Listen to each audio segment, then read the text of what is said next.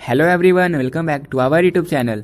तो अब तक हमने अकाउंट्स के एनपीओ, पार्टनरशिप फंडामेंटल और गुडविल के सारे ऑब्जेक्टिव, सब्जेक्टिव और न्यूमेरिकल टाइप के क्वेश्चन को कवर कर लिया था। आज के इस वीडियो में हम एक new chapter reconstitution of partnership firm के change in profit sharing ratio के सारे सब्जेक्टिव टाइप के क्वेश्चन को कवर करने वाले हैं। और वीडियो के बीच में हम आपको कुछ प्रैक्टिस के क्वेश्चन भी देने वाले हैं, जिसको सॉल्व करने के बाद आप अच्छी तरीके से एग्जाम के लिए प्रिपेयर हो जाओगे और फिर इस चैप्टर से आपके एग्जाम में एक भी क्वेश्चन मिस नहीं होने वाला। इस वीडियो में हमने सारे प्रीवियस ईयर क्वेश्चन को कवर किया है, तो वीडियो को पूरा देखना, एक भी क्वेश्चन आप मिस नहीं करना। सारे क्वेश्चन एग्जाम के लिए बहुत ही इंपॉर्टेंट है। चलिए वीडियो को स्टार्ट करते हैं। तो क्वेश्चन नंबर फर्स्ट है, what is meant by reconstitution of partnership firm, यानी फर्म का पुनर्गठन क्या होता है, इसका क्या अर्थ होता है। जब कोई पार्टनर पार्टनरशिप फर्म क्रिएट करता है तो उस केस में वो सबसे पहले एक एग्रीमेंट तय करता है, एक समझौता बनाता है कि बिजनेस को किस तरह से रन किया जाएगा, कैपिटल पर कितना इंटरेस्ट चार्ज किया जाएगा, या फिर ड्राइंग पर कितना इंटरेस्ट चार्ज किया जाएगा, या फिर पार्टनर को किस तरह से प्रॉफिट शेयर किया जाएगा। तो इन सबसे रिलेटेड इश्यू को वो एक एग्रीमेंट में तय करता है।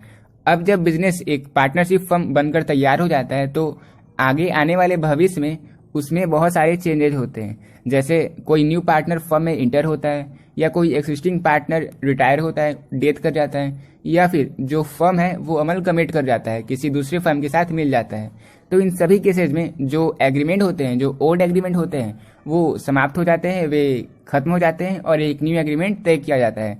एक नए रूल और रेगुलेशन के साथ एक नया एग्रीमेंट बनाया जाता है। इसे ही हम रिकंस्टिट्यूशन ऑफ पार्टनरशिप फर्म कहते हैं, यानी एक फर्म फिर से गठित किया जाता है, फिर से पुनर्गठित किया जाता है। एक न्यू रूल्स होते हैं, नए रेगुलेशन होते हैं, तो इन्हें ही हम रिकंस्टिट्यूशन ऑफ पार्टनरशिप फर्म कहते हैं। क्लियर है?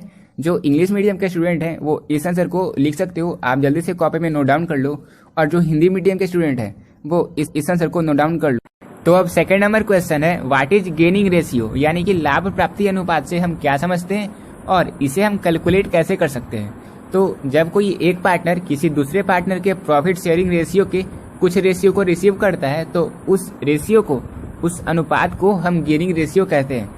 आप इसे इस तरह से समझ सकते हो कि जब कोई पार्टनर रिटायर करता है फर्म से, या फिर उसकी डेथ हो जाती है, तो रिटायर्ड पार्टनर के प्रॉफिट शेयरिंग रेशियो को जो रिमेनिंग पार्टनर रिसीव करते हैं उस रिसीव्ड रेशियो कहते हैं। क्लियर है? तो अब क्योंकि न्यू रेशियो ओल्ड रेशियो से बड़ा होता है, इसी कारण जब भी हम गेनिंग रेशियो कैलकुलेट करते हैं, जब भी हमें गेनिंग रेशियो को कैलकुलेट करने की जरूरत होती है, हम न्यू रेशियो से ओल्ड रेशियो को माइनस कर देते हैं। इसे माइनस करने पर जो वैल्यू निकल कर आता है वो हमारा गेनिंग रेशियो होता है। क्लियर है? अब देखते हैं नेक्स्ट क्वेश्चन को। तो अब थर्ड नंबर क्वेश्चन है, डिफाइन सैक्रिफाइसिंग रेशियो, यानी त्याग अनुपात किसे कहते हैं। तो ये गेनिंग रेशियो के जस्ट अपोजिट है। यहाँ पर जब कोई ओल्ड पार्टनर न्यू पार्टनर के पक्ष में अपने प्रॉफिट शेयरिंग रेशियो को त्याग देता है, अपने कुछ रेशियो को वो सैक्रिफाइस कर देता है, तो उस रेशियो को हम सैक्रिफाइसिंग रेशियो के नाम से जानते हैं, उसे ही हम त्याग अनुपात कहते हैं।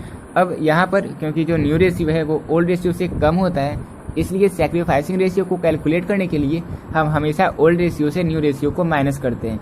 ओल्ड रेशियो को न्यू रेशियो से माइनस करने पर जो रेशियो निकल कर आता है वो हमारा सैक्रिफाइसिंग रेशियो होता है। क्लियर है? अब देखते हैं नेक्स्ट क्वेश्चन। तो ये जो क्वेश्चन है ये 2020 के बोर्ड पेपर में पूछा गया था। यहाँ पर 3 पार्टनर के इक्वल प्रॉफिट शेयरिंग रेशियो को हमें कैलकुलेट करना था। तो अगर हम टोटल प्रॉफिट को 1 मानकर चलेंगे तो तीनों पार्टनर्स का इक्वल प्रॉफिट शेयरिंग रेशियो 1/3 निकल कर आ जाएगा। तो ये तो बहुत ही इजी क्वेश्चन है। नेक्स्ट वीडियो जब मैं न्यूमेरिकल की वीडियो अपलोड करूंगा तो वहां हम थोड़े हाई लेवल के क्वेश्चन देखेंगे, जिससे इस चैप्टर के सारे न्यूमेरिकल को हम एग्जाम में अच्छे से सॉल्व कर पाएं और इस चैप्टर के सारे कॉन्सेप्ट हम अच्छे से क्लियर कर लेंगे। ठीक है, चलिए देखते हैं नेक्स्ट क्वेश्चन को। तो अब फोर्थ नंबर क्वेश्चन है, what do you mean by revaluation account, यानी कि पुनर्मूल्यांकन खाता किसे कहते हैं। तो रिवैल्यूएशन अकाउंट से एग्जाम में क्वेश्चन पूछे जाते हैं, या तो ऑब्जेक्टिव में 1 मार्क्स के क्वेश्चन पूछे जा सकते हैं, या फिर सब्जेक्टिव में 2 मार्क्स के क्वेश्चन रिवैल्यूएशन अकाउंट से पूछे जा सकते हैं। कौन कौन से इंपॉर्टेंट पॉइंट है वो मैं आपको बता देता हूँ, क्योंकि अगर इसकी एक कंप्लीट एक्सप्लेनेशन मैं देने लगूँ तो वीडियो 5 से 10 मिनट लेंदी हो जाएगा, और क्योंकि आपने ही कहा था वीडियो को शॉर्ट रखना है, तो जो इंपॉर्टेंट पॉइंट है वो मैं आपको बता देता हूँ, उन सभी को आप कॉपी में नोट कर लेना। यहाँ पर आप ये ध्यान रखना, रिवैल्यूएशन अकाउंट हम कब प्रिपेयर करते हैं और क्यों प्रिपेयर करते हैं, इनके क्रेडिट साइड में हम क्या रिकॉर्ड करते हैं और डेबिट साइड में क्या रिकॉर्ड करते हैं, ये कौन सा अकाउंट है, और जब डेबिट साइड क्रेडिट साइड से ज़्यादा हो जाए तो उसे हम क्या कहते हैं, और जब क्रेडिट साइड डेबिट साइड से ज़्यादा हो जाए तो उसे हम क्या कहते हैं।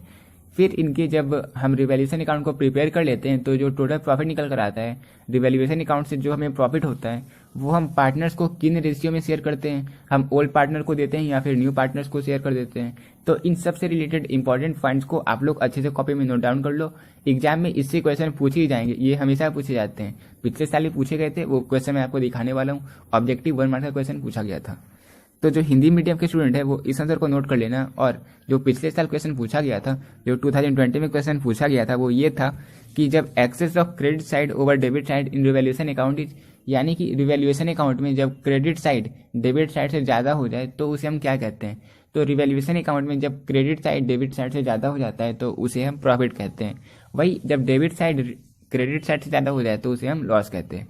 ठीक है, क्लियर है आपका यहाँ तक। अब देखते हैं नेक्स्ट क्वेश्चन को।